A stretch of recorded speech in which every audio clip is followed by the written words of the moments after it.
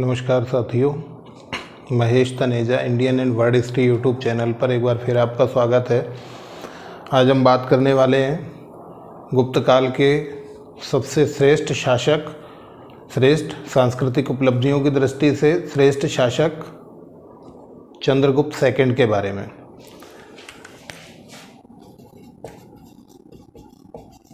Chandragupta second या जिसे हम विक्रमादित्य के नाम से भी जानते हैं, इनका टाइमिंग 380 से 415, कहीं कहीं 375 से 412 तक मिलता है, परंतु मोटे तौर पर 380 से 415 ईस्वी इनका समय स्वीकार कर लिया जाता है। अब देखिए, चंद्रगुप्त सेकंड जो शासक हैं, इन्होंने कई नई चीज़ें की और उन नई चीज़ों में सबसे महत्वपूर्ण ये कि इन्होंने अपने दरबार में नवरत्नों को स्थान दिया। भारतीय इतिहास में हम लोग अकबर के नवरत्नों को पढ़ते हैं और अकबर की प्रतिष्ठा भी रही कि उन्होंने विद्वानों को आश्रय प्रदान किया। उसी तरह की बातचीत बहुत पहले चंद्रगुप्त सेकंड ने भी स्टार्ट कर दी थी। और अगर हम ये कहें कि विक्रमादित्य की उपाधि धारण करने वाले जो 14 शासक भारतीय इतिहास के माने जाते हैं, उनमें भी सबसे प्रसिद्ध जो शासक हैं वो विक्रमादित्य कौन से चंद्रगुप्त सेकंड ही माने जाते हैं। ठीक है, सबसे प्रसिद्ध ये हैं। सबसे पहले जो हैं वो उज्जैन के, जिन्होंने विक्रमी संवत चलाया था। ये इस तरह से आपको जानकारी समाहित करनी है। अब शुरू करते हैं चंद्रगुप्त सेकंड के बारे में। सबसे पहली बात तो इनकी उपाधियों की बात करें तो परम भागवत। आपको याद होगा कि हमने आपको बताया था कि परम भागवत की उपाधि नालंदा अभिलेख में समुद्रगुप्त की भी प्राप्त होती है, परंतु वो नालंदा अभिलेख ही कहीं संशय की स्थिति में है। इसलिए परम भागवत की उपाधि प्राप्त करने वाला पहला गुप्त शासक यदि आपसे पूछा जाता है तो आप चंद्रगुप्त सेकंड आंसर करेंगे। ठीक है, इसके अलावा देखिए, इनकी उपाधि विक्रम, श्री विक्रम, अजित विक्रम, विक्रमादित्य। मुझे नहीं लगता इसमें कोई कंफ्यूजन होना चाहिए, सब में विक्रम आ रहा है। और विक्रमादित्य की उपाधि धारण करने वाला कौन है? चंद्रगुप्त सेकंड है। तो बहुत सिंपल सा है, विक्रम, श्री विक्रम, अजित विक्रम और विक्रमादित्य, सब उपाधियां किसकी है? चंद्रगुप्त सेकंड की है। इसी तरह से देवगुप्त, देवराज और देवश्री, ये तीनों आपको याद रखनी है। देवगुप्त, देवराज और देवश्री। ये नेट में पूछा भी जा चुका है कि निम्न में से कौन सी उपाधि नहीं मिलती है, तो ये सारी मिलती है, देवगुप्त, देवराज, देवश्री। अब आप कहेंगे कि ये कैसे याद होगा? तो बहुत सिंपल सा है, ध्रुव देवी हैं, उनके देव यही है। ठीक है, पूरे गुप्त काल में आप ये कहानी एक ही बार पढ़ रहे हैं जहाँ पे ध्रुव देवी हैं, और ध्रुव देवी के देव कौन है, पति देव कौन है? तो वो हैं चंद्रगुप्त सेकंड। अब और इसलिए देवगुप्त, देवराज और देवश्री। ठीक है, ये तीनों उपाधियां आपको यहाँ पर समाहित कर लेनी है। ठीक है, चलिए, इसके अलावा एक और उपाधि की बात की जाती है और वो है शकारी। और मुझे नहीं लगता कुछ बताने की जरूरत है, क्योंकि हम आपको बता चुके हैं कि शक शासक को पराजित करके ही इन्होंने ध्रुव देवी को प्राप्त किया था। रामगुप्त की ऐतिहासिकता में हम ये बातचीत कर चुके हैं कि इन्होंने शकों को हराया था, और शकों को हराने के उपलक्ष्य में सिंह नियंता प्रकार के सिक्के भी चलाएंगे ये।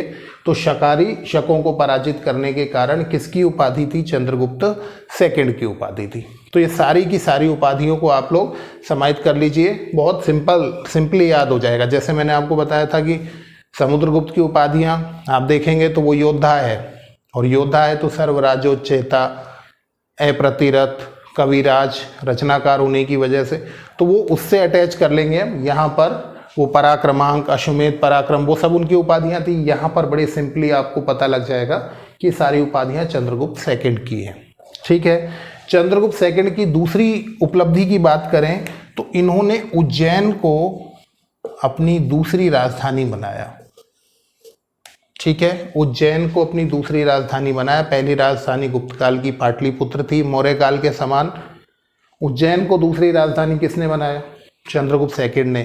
कैसे याद करेंगे इसको? इसी तरह से याद करना है कि पहला विक्रमादित्य जो था उसकी राजधानी भी उज्जैन थी, तो दूसरा विक्रमादित्य जो है अर्थात विक्रमादित्य की उपाधि धारण करने वाला गुप्त काल का जो शासक है चंद्रगुप्त सेकंड, उसने भी अपनी राजधानी कौन सी बना ली? तो उसने भी अपनी राजधानी उज्जैन बना ली। ठीक है, तो उज्जैन से अटैचमेंट है, इस वजह से उज्जैन को अपनी दूसरी राजधानी बनाया। इनके दरबार में नवरत्न थे। नवरत्नों की बात करते हैं, बहुत इंपॉर्टेंट रहता है। नवरत्न कौन कौन से थे, उनके बारे में विशेष बातचीत।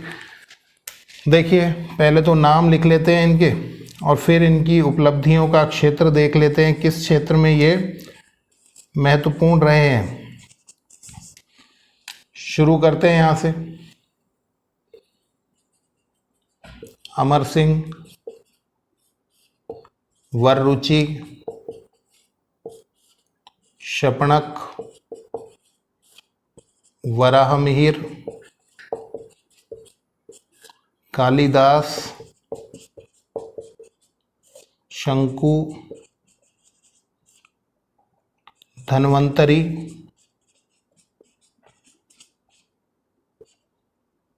घटकरपर और वेताल भट्ट। ठीक है, इनका क्षेत्र देख लेते हैं। अमर सिंह और वररुचि जो हैं वो व्याकरण से संबंधित हैं, संस्कृत व्याकरण। बात करेंगे अमर सिंह की रचना की भी, अमरकोश की। जो कोश है, कोश साहित्य से संबंधित माने जाते हैं, बड़े व्याकरण माने जाते हैं, व्याकरण के विद्वान माने जाते हैं, तो संस्कृत व्याकरण से संबंधित दोनों। शपणक और वराहमिहिर की बात करें तो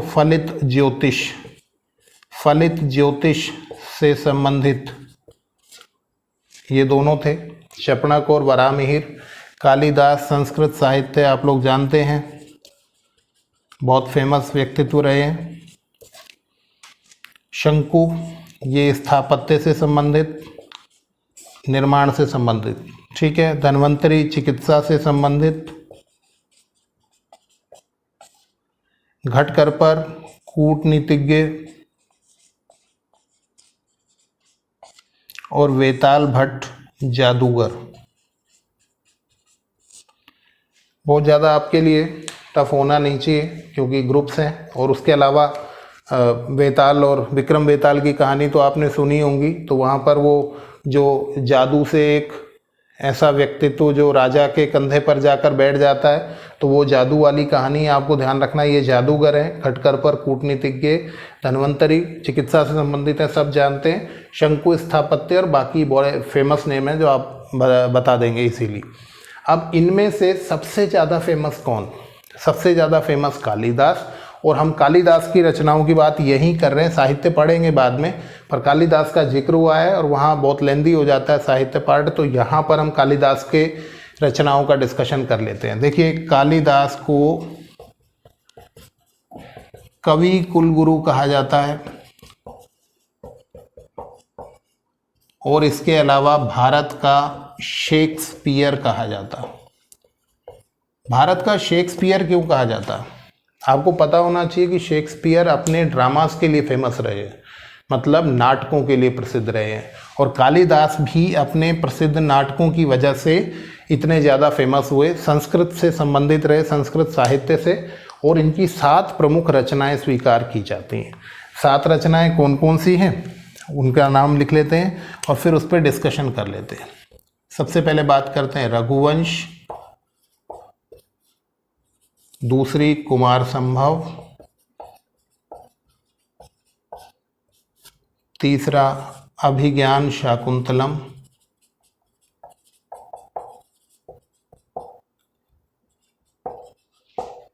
चौथा विक्रमोर्वशीयम, पांचवा मालविकाग्निमित्रम,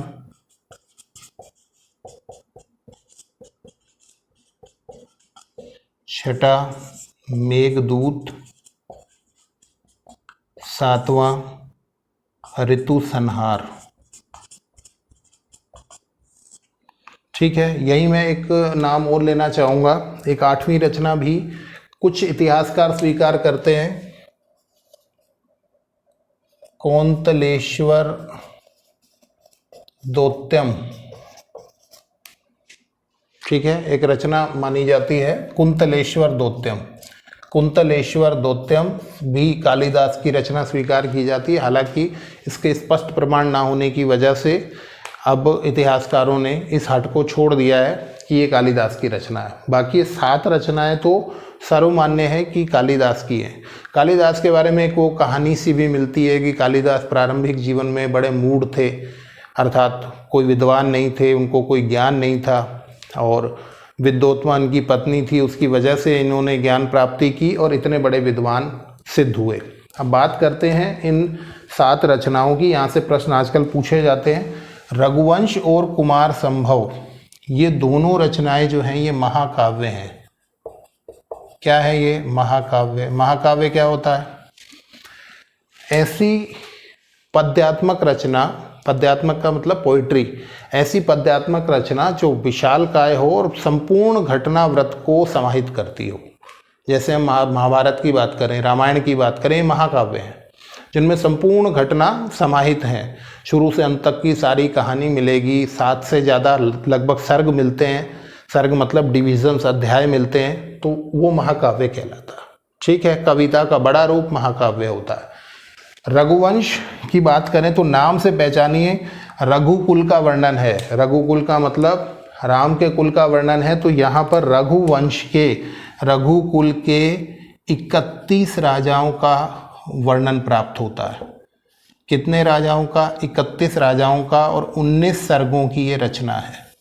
अभी आपको बताया ना, सर्ग का मतलब अध्याय, तो 19 सर्गों की रचना है रघुवंश, और उसमें 31 राजाओं का, रघुकुल के 31 राजाओं का उल्लेख हमें प्राप्त होता है।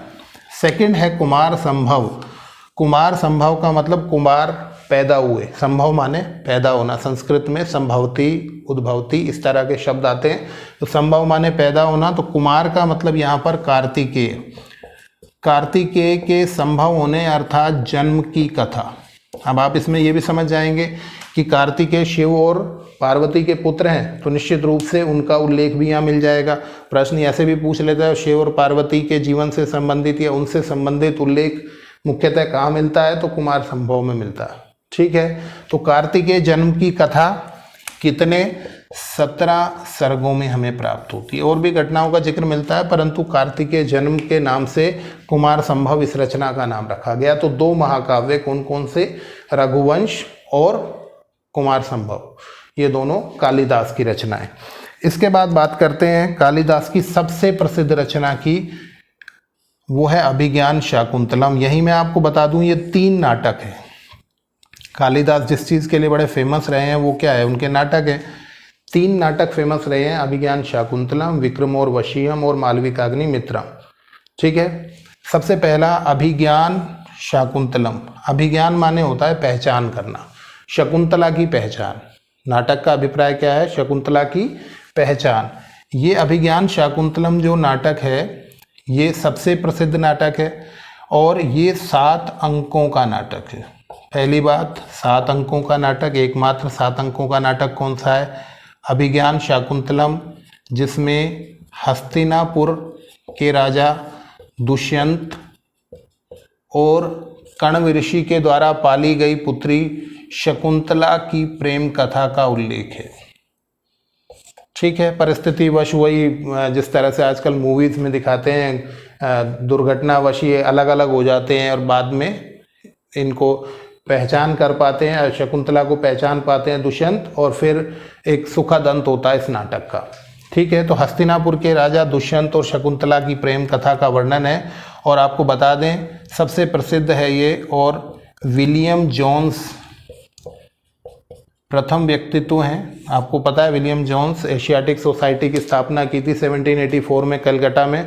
इन्होंने इसका अंग्रेजी अनुवाद किया है, फेमस है। विलियम जोन्स पहले व्यक्तित्व हैं जिन्होंने अभिज्ञान शाकुंतलम का अंग्रेजी भाषा में अनुवाद किया। ठीक है, तो ये रचना आपको ध्यान रखनी है, 7 अंकों की रचना है। नेक्स्ट है विक्रमोर्वशीयम। विक्रमोर्वशीयम पुरूरवा और उर्वशी की प्रेम कहानी। पुरूरवा और उर्वशीयम मतलब उर्वशी। पुरूरवा और उर्वशी की प्रेम कहानी है और ये 5 अंकों का नाटक है। ठीक है भाई, 5 अंकों का नाटक कौन सा है? विक्रमोर्वशीयम और पुरूरवा और उर्वशी की प्रेम कहानी है इसमें। ठीक, नेक्स्ट बात करते हैं मालविका अग्निमित्रम। मालविका और अग्निमित्र की प्रेम कहानी। किसकी? मालविका और अग्निमित्र। यहाँ पर यह जिक्र करना बहुत जरूरी है कि अग्निमित्र जो है वो ऐतिहासिक पुरुष अर्थात शुंग वंश का शासक है। शुंग वंश का शासक है अग्निमित्र और मालविका के साथ इसके प्रेम विवाह, प्रेम संबंध की कहानी इस नाटक के माध्यम से मंचित की जाती है। ठीक है, मालविका और अग्निमित्र, और ये भी वही 5 अंकों का नाटक है।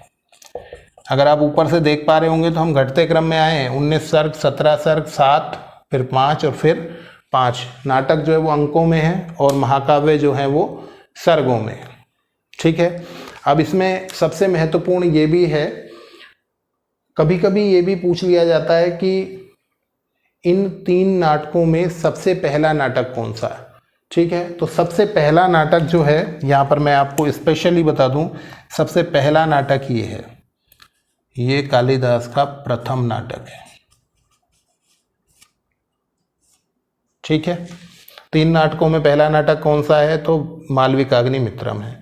और एक ये भी पूछ लिया जाता है कभी कभी कि अभिज्ञान शाकुंतलम की कहानी कहाँ से ली गई है। तो इसकी जो मूल कथा है ना, वो महाभारत से ली गई है। आपको बता दें, यहाँ मैं लिख रहा हूँ, महाभारत के आदि पर्व से ली गई है। महाभारत के आदि पर्व में बड़ी संक्षेप में कहानी है, उसी कहानी को विस्तृत रूप देते हुए, क्योंकि आप लोग पढ़ते हैं महाभारत में भी हस्तिनापुर का जिक्र आता है, तो महाभारत के आदि पर्व से ही ये मूल कहानी ली गई और कालिदास ने उसको विस्तृत करके बहुत सुंदर तरीके से प्रस्तुत कर दिया। तो अभिज्ञान शाकुंतलम की कहानी महाभारत के आदि पर्व से, और कालिदास का प्रथम लिखित नाटक जो था वो कौन सा था? मालविका अग्निमित्रम, जिसमें मालविका और शुंग वंश के शासक अग्निमित्र की प्रेम कथा नाट्य रूप में उपलब्ध है। ठीक है, अब बात करते हैं 2 और रचनाओं की, और ये 2 रचनाएं कौन सी हैं इनकी? तो एक है मेघदूत और एक है ऋतु संहार। यहाँ पर आपको सबसे पहले ये बता दें कि ये दोनों खंड काव्य हैं। ये मैं आपको लिख रहा हूँ खंड काव्य, या जिसे हम गीति काव्य भी कह देते हैं। गीति काव्य का मतलब जिन्हें गाया जा सकता है, और खंड काव्य, देखिए एक था महाकाव्य, मैंने आपको बताया था पूरा वृतांत शुरू से अंत तक की संपूर्ण घटनाक्रम को अगर समाहित करता है रचनाकार तो वो तो महाकाव्य। और उसी के एक छोटे भाग को, मान लीजिए केवल एक सुंदर कांड की घटना को आप प्रस्तुत करने की कोशिश कर रहे हैं रामायण में से, या लक्ष्मण मूर्छित हुए उस घटना पर एक आपने छोटा सा काव्य लिख दिया, तो वो पूरी घटना का क्षेत्र नहीं है, उसका क्या है, एक टुकड़ा है, खंड है, और उसको आधार बनाकर जो रचना की जाती है उसे खंड काव्य कहा जाता है। और आमतौर पर ये 7 या 7 से कम सर्गों के होते हैं। खंड काव्य आमतौर पर 7 या 7 से कम सर्ग या अध्यायों के होते हैं। यहाँ पर मेघदूत और ऋतु संहार ये दोनों खंड काव्य हैं। मेघदूत के तो 2 ही डिवीज़न हैं, पूर्व मेघ और उत्तर मेघ। बहुत सिंपल सा है, पूर्व मेघ, आगे पहले वाला पार्ट पूर्व मेघ और बाद वाला भाग जो है वो उत्तर मेघ कहलाता है। यहाँ पर एक यक्ष के द्वारा बादल के माध्यम से, देखिए मेघदूत, मेघ को क्या बनाया गया, दूत बनाया गया। एक बादल के माध्यम से यक्ष ने अपने प्रेम संदेश को भेजने की कोशिश की है। ठीक है, बादल के माध्यम से यक्ष ने प्रेम संदेश भेजने की कोशिश की है, और इसलिए इस रचना को मेघदूत के नाम से जाना जाता है। इसका नामकरण मेघदूत है। ठीक, क्लियर है। इसके बाद बात करते हैं ऋतु संहार की। ऋतु संहार जैसा कि नाम से ही पता लग रहा है, इसमें भारत की समस्त 6 ऋतुओं का उल्लेख, और बहुत सिंपली ये याद रखना है, 6 ही सर्ग हैं। भारत की 6 ऋतुओं का उल्लेख किया गया है, 6 सर्गों में किया गया है, खंड काव्य है। और आपको बताएं, हालांकि हमने इसे सबसे नीचे लिखा है, परंतु ये कालिदास की सर्वप्रथम रचना है। प्रथम रचना। मतलब अगर आपसे एक आ जाए कालिदास की सबसे पहली रचना कौन सी है, तब तो आप आंसर क्या देंगे, ऋतु संहार। अगर आपसे एक आ जाए कालिदास का सबसे पहला नाटक कौन सा है, तो उसका आंसर आप क्या देंगे, मालविकाग्निमित्र। ठीक है, तो कालिदास के बारे में सारी बातचीत आपको विशेष रूप से ध्यान रखनी है। और संस्कृत के विशेषज्ञ जानते हैं उपमा कालिदासस्य, कभी कभी पूछ लेता है, बहुत टफ पेपर आते हैं तो उपमा के लिए प्रसिद्ध हैं। कालिदास किसके लिए प्रसिद्ध हैं, उपमा। उपमा का मतलब होता है किसी एक वस्तु का या एक घटना का किसी अन्य घटना से जो तुलनात्मक अध्ययन किया जाता है उसे उपमा कहा जाता है। ठीक है, पीपल पात सरिस मंडोला, या यूं कहिए चंद्र के समान मुख। तो चंद्र के समान मुख का मतलब मुख की तुलना किससे की गई है, चंद्रमा से की गई है। तो इस तरह के वर्णन उपमा में आते हैं और उपमा कालिदास का सबसे प्रिय अलंकार रहा है। ठीक है, उपमा कालिदास से, कालिदास की उपमा प्रसिद्ध रही है। तो ये सारी बातचीत हमने की और नवरत्न आपने देखे, कालिदास की रचनाओं को देखा, बहुत डिटेल से आपको डिस्कस कर लिया है। इतना ही हिस्ट्री के लेवल पे पूछा जाएगा, संस्कृत में तो और भी डेप्थ पूछ सकता है, फिलहाल अपने को इतना सा जान लेना। चलिए नेक्स्ट क्लास में बात करेंगे चंद्रगुप्त सेकंड के सिक्कों के बारे में, अभिलेखों के बारे में और फाहियान का स्वागत करेंगे नेक्स्ट क्लास में। आप लोग जुड़े रहिए Mahesh Taneja Indian and world history YouTube channel से। बहुत सारा धन्यवाद।